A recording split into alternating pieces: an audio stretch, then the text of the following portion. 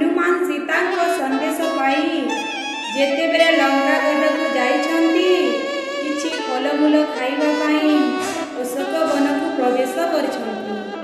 अशोक वनर संदेश पाई रावण तांकर सान पुओ अक्षय को पठाइछंती।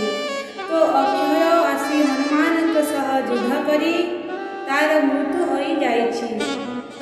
सेही संदेश पाई रावण पुत्रर गुण को सुमरी रोदन करुछंती। अक्षय मरण शुणी रावण महाक्रोध सेहु कला। आहा पुत्र बोली चेतना हराई, आहा पुत्र बोली चेतना हराई मोहि की ढली पड़िला गजी करे रोदन। आहा कुमर हेलु निधन गजी करे रोदन। अनाथ करिन बालुत कुमर छाड़ी करी गलु मते।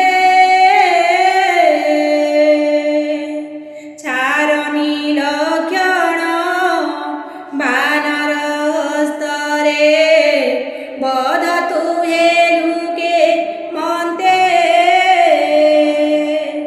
गला काटिण देलु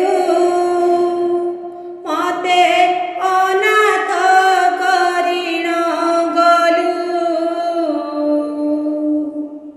क्षय नहु बोली अक्षय तोहर नाम देली रे कुमर।